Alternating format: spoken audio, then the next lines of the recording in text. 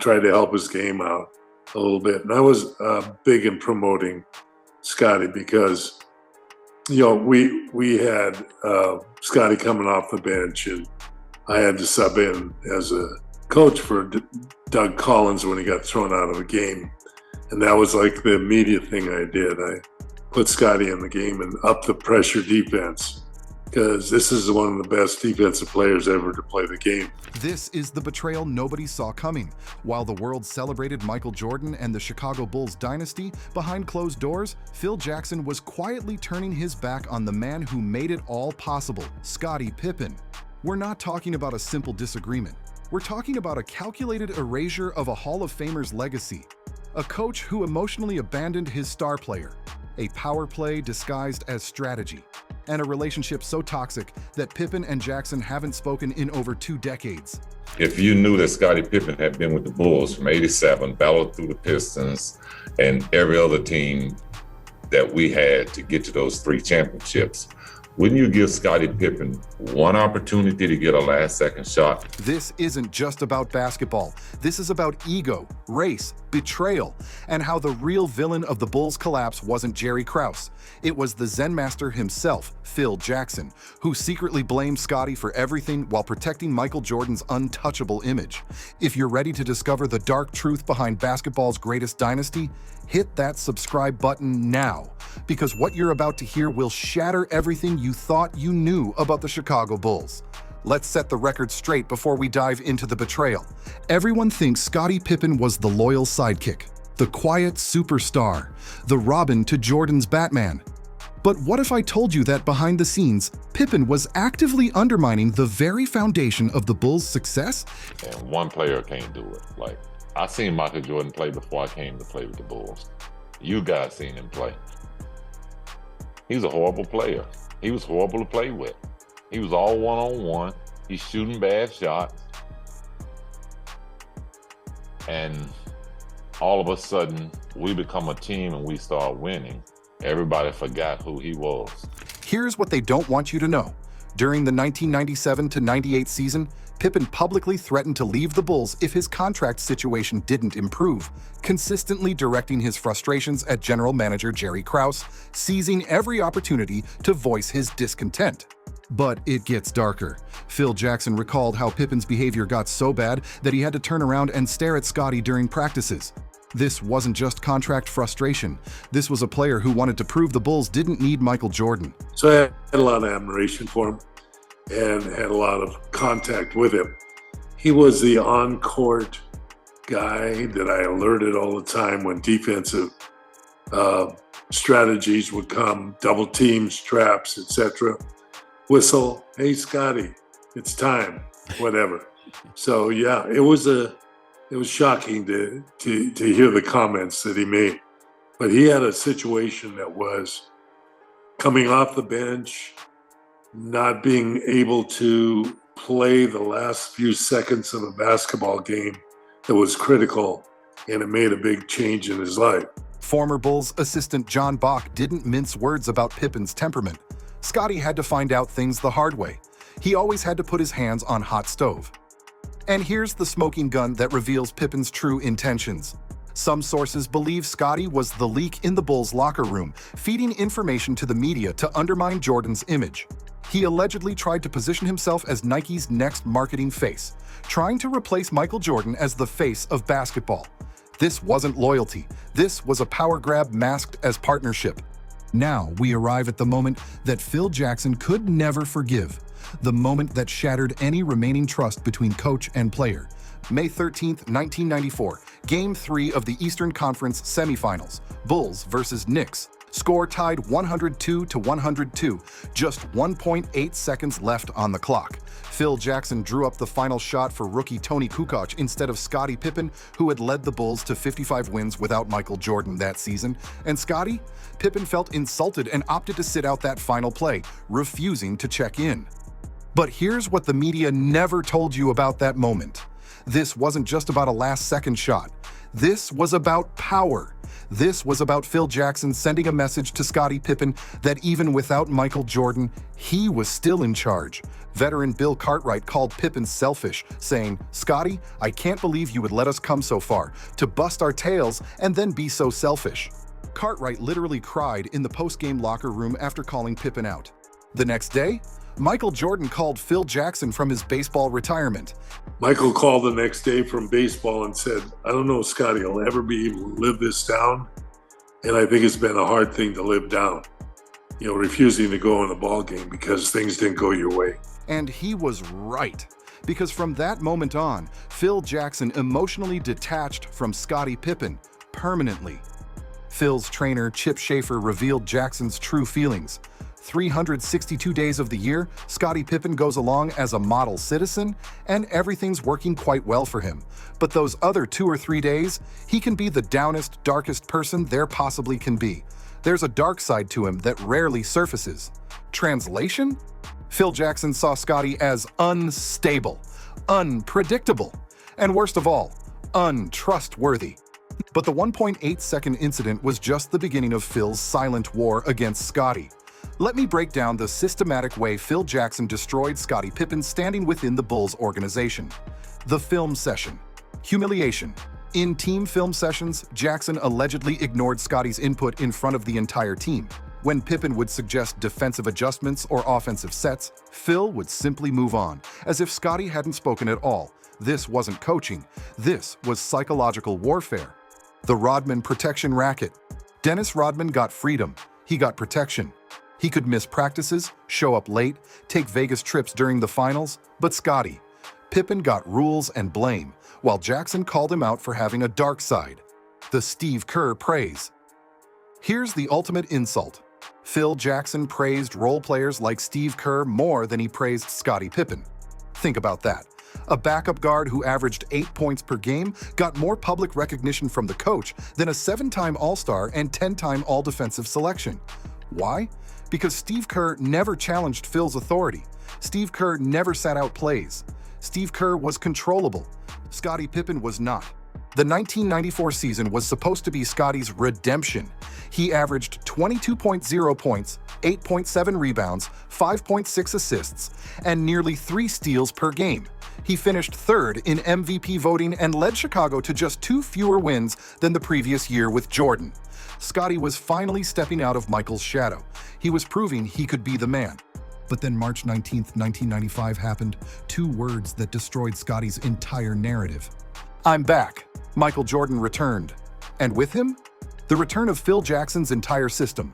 The same triangle offense, the same plays, the same hierarchy, as if Scottie's MVP caliber season had never happened. No acknowledgement, no adjustment, no appreciation.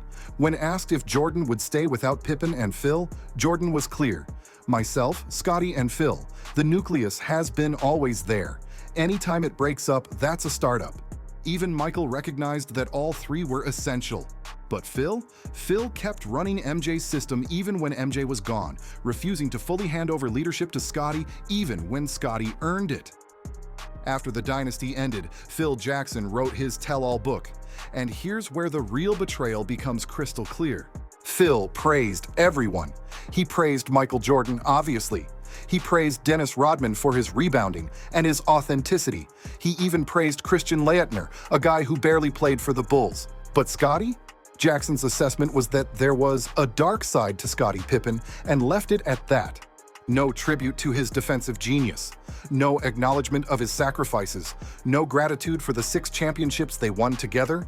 And post-career, Scottie was quietly excluded from Phil's post-career circle. They haven't spoken in over 20 years. When Phil became the Lakers head coach, guess where Scottie wanted to be traded? According to the Washington Post, when Pippen wanted a trade out of Houston in 1999, his first choice was to reunite with Jackson on the Los Angeles Lakers. But that deal never materialized. Why? Because Phil Jackson didn't want Scottie Pippen in Los Angeles. He wanted a fresh start with Kobe and Shaq, players he could mold from scratch, players who didn't know the real Phil Jackson. And then came 2020, the documentary that was supposed to celebrate the Bulls dynasty, The Last Dance. But for Scottie Pippen, it became the final dagger in his relationship with both Michael Jordan and Phil Jackson. Pippen wrote in his book, "Michael and I caught up 2 days after he sent the text. I didn't hold back. I was disappointed in the documentary. It didn't shine a good light on me. You were promoting The Last Dance, but switched it to the Michael Jordan documentary. I don't know what you are selling. Was I great or was I a villain?" But here's what really hurt. Michael Jordan received $10 million for his role in the documentary, while Pippen and his teammates didn't earn a dime. Another reminder of the pecking order from the old days. The documentary focused heavily on Scottie's worst moments. The 1.8-second incident, the delayed surgery in 1997, the migraine game against the Pistons. Former teammate Stacey King said, "The betrayal of Scottie I thought was unnecessary. The migraine headaches, the 1.8 seconds, the waiting for the last championship to go, have back surgery, all unnecessary." Even Dennis Rodman sided with Pippen, saying, "Scottie was so underrated and so underpaid. He should be holding his head up higher than Michael Jordan." And Phil Jackson? He said nothing. He didn't defend Scottie. He didn't correct the narrative. He let the world believe that Scottie Pippen was the weak link in the dynasty. Pippen later revealed, "I feel like that the documentary was solely built and controlled through Michael Jordan, and Phil Jackson was complicit in that control. Now we need to talk about the elephant in the room that nobody wants to address." Years after the 1994 incident, Scottie Pippen called Phil Jackson's decision to give Tony Kukoc the final shot a racial move. It was a racial move to give him, Tony Kukoc, a ride. Well, I mean, if you knew that Scottie Pippen had been with the Bulls from '87, battled through the Pistons and every other team that we had to get to those 3 championships, wouldn't you give Scottie Pippen one opportunity to get a last-second shot? 1 year without Michael Jordan. Can I get one shot? Like, I'm doing all the dirty work. But all of that I understand from the basketball standpoint. But when you say a racial move, well, why would Tony, who was a rookie, get the last second shot and you put me out of bounds? That's what I mean, racial. Like, that was Scottie Pippen's team. But Scottie Phil Pippen then was but, on pace to be an MVP that year, right? This is nuclear. This is the accusation that Phil Jackson has never properly addressed. And here's why it matters. Here's where we are today in 2025. When asked about his relationship with Phil Jackson, Pippen said, "It's never been on the top shelf." But yeah, that's the nature of the business. I mean, I was like that with Phil Jackson, but we're not tight anymore either. As for Michael Jordan, Pippen revealed, "I think we ended up speaking briefly. I guess it was good and final. It's just good and final." Translation: Scottie Pippen has closed the door on both relationships forever. I thought it was really poignant that Michael told Phil that he feels terrible about losing the relationship with Scottie. You know, a 20, 25-year relationship that was closer than a lot of people thought. And so, you know, it struck me as really poignant that Michael felt a loss about this. Phil Jackson recently said he was shocked to discover how Pippen truly felt about their time together. But was he really shocked? Or was this just another example of Phil playing the victim? When asked if he would ever rekindle relationships with Jackson or Jordan, Pippen said confidently, "No, I don't." Stacey, you've been around Michael. You've been around Phil. Their egos are huge. I don't bow down to people like that. There it is. The truth that Phil Jackson and Michael Jordan never wanted you to hear. Scottie Pippen refuses to bow down anymore. So who really caused the Bulls dynasty to collapse? The narrative says it was Jerry Krause, the egomaniacal GM who wanted credit for the championships, the man who said organizations win championships while standing next to 6 championship trophies. But that's the easy answer, the convenient answer. The real collapse happened because Phil Jackson refused to evolve his system around Scottie Pippen during Jordan's retirement. It happened because Phil emotionally abandoned his best defensive player after one moment of rebellion. It happened because Phil created a power structure where only one player mattered, Michael Jordan, and everyone else was expendable. Pippen later said, "Phil was wrong. Those times in games are the moments you live for. I thought it was an injustice the way Phil treated me, and I had to say something, right or wrong." And Phil's response? He called Pippen selfish and said, "He just really turned sour to me his last couple years of coaching. He became selfish. It really was the breakup of our team, to be honest." Let that sink in. Phil Jackson blamed Scottie Pippen for the breakup of the Bulls dynasty. Not Jerry Krause, not the salary cap, not the aging roster, not his own refusal to adapt. Scottie. This story isn't just about basketball, it's about how history is written by the winners and how the real heroes get erased in the process. Phil Jackson will forever be remembered as the Zen Master, the coach with 11 championship rings, the greatest coach in NBA history. But what they won't tell you is that he's also the man who emotionally abandoned Scottie Pippen, the man who blamed his star player for the collapse of a dynasty, the man who never gave Scottie the credit, the respect, or the platform he deserved. Michael Jordan gets to be basketball royalty. Phil Jackson gets to be the wise philosopher king. And Scottie Pippen? He gets to be the dark one, the unstable one, the one with the other 2 or 3 days. But here's what I know.